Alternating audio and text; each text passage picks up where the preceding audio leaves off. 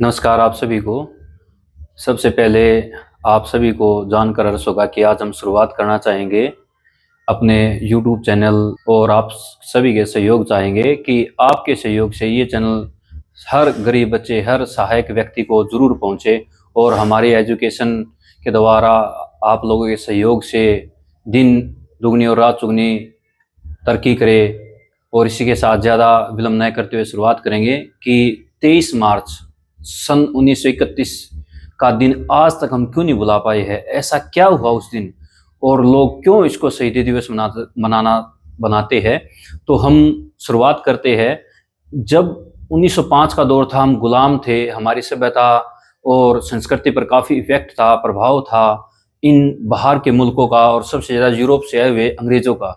तो जब हमारी शुरुआत होती है, अंग्रेज़ हमारे यहाँ आते हैं तो उन्होंने बहुत से अपने यहाँ पर इतने जितने हम कह सके कम पढ़े, इतना परिवर्तन कर दिया भारत में, हमारे एजुकेशन पर बहुत ज़्यादा प्रभाव डाला। लेकिन उसी समय लगभग याद करें 1905 में जब बंग भंग आंदोलन हुआ, 1906 में हमारे यहाँ मुस्लिम लीग की स्थापना हुई और 1907 में सूरत अधिवेशन हुआ। उस अधिवेशन में हमारे यहाँ हिंदू और मुस्लिम और उसके बाद गर्म और नरम दल दोनों बन गए। 1907 में जो गर्म दल बना है, लोग अंग्रेज खुश हो रहे थे कि कांग्रेस टूट गई है, ऐसा प्रभाव हुआ है। लेकिन उनको क्या पता, ऐसे ही समय में एक नए युग, नई जनरेशन का जन्म होगा जो आगे चलकर अंग्रेजों की नींव हिला देगा, जिसका नाम था भगत सिंह। सन 1907 में जब भगत सिंह का जन्म होता है तो उस समय उनके घर में खुशी आती है। और खुशी नहीं, उनका नाम के पीछे एक छोटी दास्तां ऐसे बताते हैं, कहावत है कि लोग जब उनका जन्म होता है उसी दिन उनके पिताजी और चाचा जी जेल से छुट के आते हैं तो लोग उसको भागो वाला कहते हैं। धीरे धीरे भागो वाला नाम बदलकर उनका नाम भगत सिंह हो गया और जिसको हम आप सभी भगत सिंह के नाम से जानते हैं। और एक छोटा बच्चा, उनके जीवन से बहुत सी ऐसी घटनाएं हैं जिनको हमें सीखने को मिलता है। लगभग जब वो नन्हा ननिहाल में खेलता हुआ घूमता हुआ आगे बढ़ रहा था तो उसी समय एक और दुर्घटना हो जाती है जब वो बाल्यावस्था से युवावस्था में जाता है। और ऐसा हुआ कि जीवन में उसका काफी प्रभाव पड़ा। याद करें 13 अप्रैल 1919 बैसाखी का दिन, जब हर्षोल्लास से एक त्यौहार मनाया जा रहा था और वहां पर जलियांवाला बाग में ऐसा दिन आता है कि अंग्रेज अधिकारी वहां पर अटैक करवा देते हैं। वहां पर जो आम आदमी थे उनको मरवा देते हैं और उनकी मरण से उसको इतना दुख होता है उस छोटे बच्चे को कि वो भूल जाता है अपने जीवन की उस लीला को, बालपन को। और वहां से अगले दिन पैदल जाता हुआ लगभग 40 किलोमीटर दूरी तय करते हुए वहां की मिट्टी को उठाता और मिट्टी को उठा के एक कांच की बोतल में भरता है। उस बोतल में याद रखता है कि ऐसा जो अंग्रेजों ने हमारे साथ किया है जीवन में ऐसा दोबारा ना हो। और उस छोटे बच्चे में देश के प्रति समर्पण हो जाता है। आजकल के जो छोटे छोटे बच्चे या बड़े नौजवान लगभग 24-25 साल के, वो नहीं समझ पाते मैं करना क्या है। और उस छोटे बच्चे ने उस एक ऐसी दुर्घटना से सीख लिया कि मैंने अंग्रेजों को अपने देश से उखाड़ कर बाहर फेंकना है, चाहे मुझे इसके लिए अपना प्राण न्योछावर क्यों ना करने पड़े। और इसी चीज को आगे बढ़ाते हुए उन्होंने उस दिन से शपथ ली थी कि मैं अंग्रेजों की ईंट से ईंट बजा दूंगा, उनकी नींव को हिला दूंगा। और आप जब आगे बढ़ते हो तो देखते हो कि जब लाला लाजपत राय पर लाठीचार्ज किया जाता है तो उस समय वो इस चीज को धारण करते कि मैं इस अंग्रेज अधिकारियों को नहीं छोड़ूंगा। और वो मारने तो गए थे उन दूसरे अधिकारी को, लेकिन मर गया धोखे से वो दूसरा अधिकारी जिसको आप सैंडर्स के नाम से जानते हैं। और वो मरने के बाद फिर भी वो वहां से निकल जाते हैं। एक बार बचपन की एक घटना और है, जब उनको गलती से दशहरे के समय बम हत्याकांड में उठा लिया जाता है लेकिन वो साबित नहीं हो पाता। उस समय का एक फोटो आपको दिखाई देगा रियल, कि एक उच्च अधिकारी उनसे मिलने आते, उनसे बात करते हैं, लेकिन फिर भी वो उस चीज को क्या कर देते हैं, अपने रास्ते को नहीं छोड़ते। और वो पहली जेल थी उनकी, पहली उन अंग्रेजों के साथ मुलाकात थी।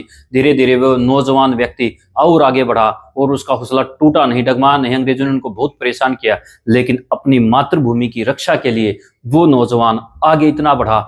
आज आप और हम बड़े ही भावुक हो जाते हैं जब इस क्षण को याद करते हैं कि कैसे अंग्रेजों को एक व्यक्ति के सामने झुकना पड़ा, जिनका साम्राज्य पूर्व से पश्चिम, जो कहते हैं हमारे सूर्योदय कभी अस्त नहीं होता। उन्होंने भी उस एक नौजवान के लिए अपने नियमों को बदल दिया। याद करो 24 मार्च को उनकी फांसी निर्धारित की गई थी, लेकिन 23 मार्च को लगभग ठीक 11 घंटे पहले और शाम को आज तक इतिहास गवाह, उस काला इतिहास बन गया अंग्रेजों के लिए कि 23 मार्च को उनको फांसी दे दी गई। देनी थी 24 मार्च को सुबह। आज तक आपने देखा होगा सबको सुबह फांसी दी जाती है, लेकिन उन बंदों के राजगुरु सुखदेव और भगत सिंह को 23 मार्च को रात को फांसी दी गई। और फांसी से थोड़ी समय पहले उनके कुछ दिन पहले उनकी माता मिलने आती है तो अपनी माँ से वो कहता है, माँ देख तेरा लाल आज देश के लिए शहीद होगा, लेकिन मेरी आपसे एक विनम्र निवेदन है कि आज के बाद आप कभी मेरे से मिलने मत आना, क्योंकि अगर मिलने आओगी तो मेरी हो सकता है हौसला थोड़ा डगमगा जाए और आप भावुक हो जाए और देश के व्यक्ति क्या कहेंगे कि शहीद की इस भगत सिंह की मां रो रही है, तो मेरी लाश लेने तुम मत आना, मेरे भाई को भेज देना। इतने भावुक, इतने निर्दयी व्यक्ति जिसको 500 बुकों का ज्ञान था लगभग, और अंत में वो अपनी माँ को कहता है, माँ मेरा अंतिम परिणाम स्वीकार करो और आज से देश आपको जब भी आप गुजरोगे कहीं से तो भगत सिंह की माँ कहकर बुलाएगा। एक बच्चा जिनका आज हम देखते हैं माता पिता जिनके नाम से हम बच्चों को जानते हैं, लेकिन वो बच्चा जिसको उसके नाम से उसके माँ बाप को जाना गया है, और कहीं न कहीं वो माँ जब भी उस फांसी के बाद जब निकली होगी समाज में तो लोगों ने श्रद्धा से अपना शीश झुका लिया होगा।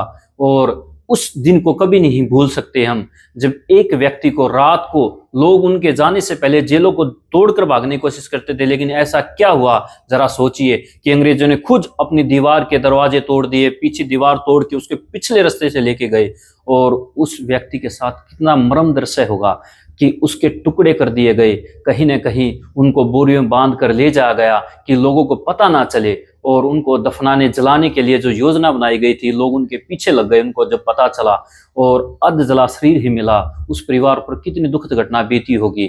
और वो नौजवान 23 मार्च 1931 का वो दिन आज तक हम भुला नहीं पाए हैं, और जीवन में उनके विचारों को कोई भी कभी भी नहीं भुला पाएगा, क्योंकि ऐसा संघर्ष, ऐसी बलिदानी शायद ही किसी व्यक्ति ने दी होगी।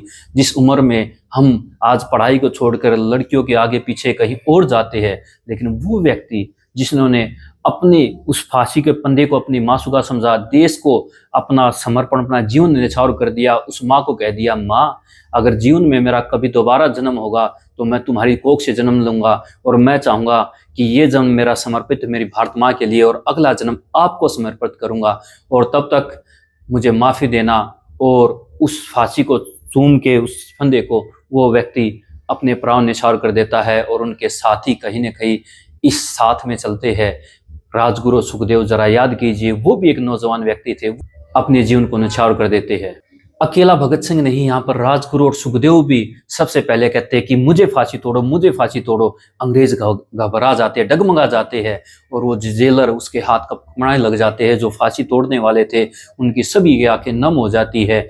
और उस जेल में उस दिन पहली बार इतना सन्नाटा छाता है, जो गूंज रहे थे इनकलाब जिंदाबाद के नारों से, जो भारत माँ को समर्पित होने वाले वो लाल, वो जब फांसी पर लटकते हैं और जैसे ही आवाज आती है तो सब सन्नाटा छा जाता है। कितना मार्मिक, कितना भयानक दृश्य रहा होगा वो पल जब उनको फांसी तोड़ी गई होगी। आज तक आपने देखा होगा कि फांसी तोड़ने के बाद हो सकते हैं लोग खुश हो जाए, लेकिन अंग्रेज अधिकारी तक वहां तक उनकी आंखें नम हो गई थी। ऐसे देश प्रेमियों के, ऐसे देशभक्तों को हम प्रणाम करते हैं और इस विचारों को जीवन में आगे रखेंगे। जय भारत माता की, वंदे मातरम। मैं हितेश कलावड़ से, आपके रोहतक और हरियाणा, जिससे आप सभी जानते हो, आपसे इतना निवेदन करूंगा कि इस वीडियो को आगे तक शेयर करें और बढ़ाएं, ताकि सभी बच्चों तक ये पहुंच सके, देश के अधिक नागरिक इस बात भगत सिंह के बारे में जान सके, इन बातों को समझ सके, देश प्रेम के बारे में, और हमारे नौजवान साथी, हमारे युवा साथी भी अपना पथ प्रदर्शन करें और आगे बढ़े। अगर इस वीडियो से संबंधित आपको और प्रश्न उत्तर चाहिए और ये अच्छी लगी है तो कृपया इसको लाइक, शेयर करें, कॉमेंट जरूर करें, ताकि अगली जो वीडियो बनाए तो भगत सिंह के बारे में सभी प्रश्नों को इसमें सम्मिलित किया जाए, और एक कोशिश करूंगा बोर्ड पर पढ़ाया जाए, उनको समझाया जाए। धन्यवाद। जाने अनजाने में कोई गलती हो तो माफी चाहूंगा। आपका हितेश कलावड़िया। जय हिंद, जय भारत।